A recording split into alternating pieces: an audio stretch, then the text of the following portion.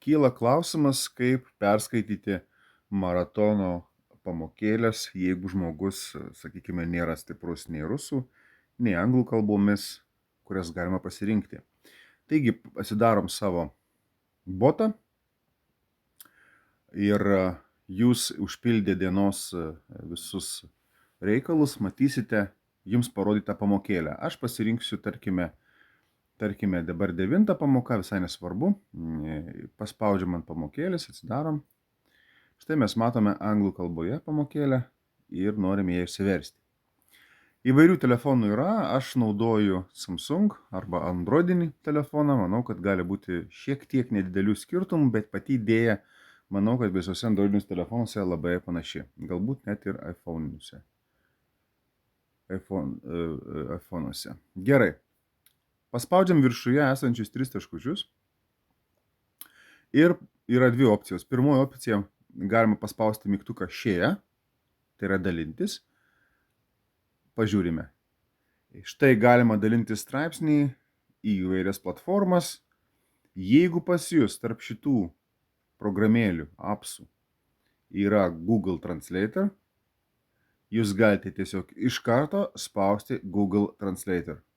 Mano atveju man neduoda Google Translator, man leidžia dalintis tik tai Telegram programėlės viduje, dėl to netinka mums šitas variantas ir mes pažiūrėsime antrąjį.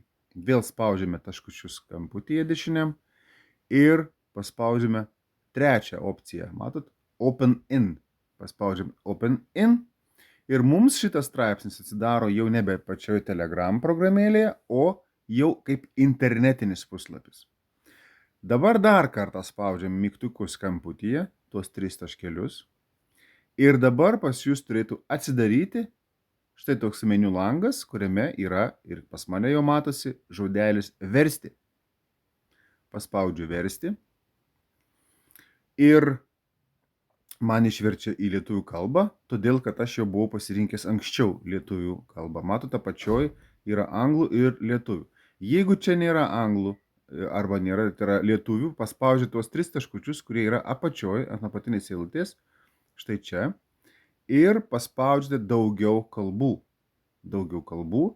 Išsirinkate, kokią norite kalbą, kokia jums reikalinga. Na, pavyzdžiui, aš vis tiek be abejo, kad norėčiau lietuviškai.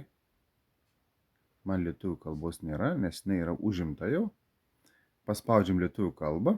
Jo, tarkim, aš to paspausiu latvių.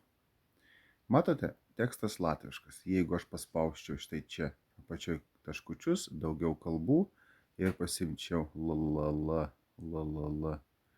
lietuvių kalbą, va, man tekstas yra lietuviškas. Tokį tekstą galite kopijuoti, galite pasidalinti su savo bičiuliais, šeimos nariais ir apskritai va šitą kiekvieną pamokėlę išsivertus galima lengvai per 10 dienų sužinoti, kaip jums subalansuoti, kaip pagerinti mitybą ir panašiai. Atkreipsiu dėmesį, kad yra Google Translator. Dėl to, jeigu jūs to tekstą naudosite kažkur tai norėsite pasidalinti, tai gali būti nedėlių klaidelių. Pavyzdžiui, kad ir čia. Va, klaidelė, matote, va, yra gausu. All baltum vielas. Tai matyt, truputėlį susipainiojo Google Translatoris lietuvių ir latvių kalbą supainiojo šiek tiek. Va. Taip pat ir čia matote, pavyzdžiui, sakinukas subalansuoti, kažkokius, kaip čia pažymėti, subalansuoti the big 3 baltymus, nu, protein big. Juose gali 4, matot, būti skaičiukas. Taip, kad atkreipkite dėmesį, kad vertimas nebus tikslus, tačiau tai yra lietuvių kalbos vertimas, bet kokiu atveju. Gero jums skaitymų.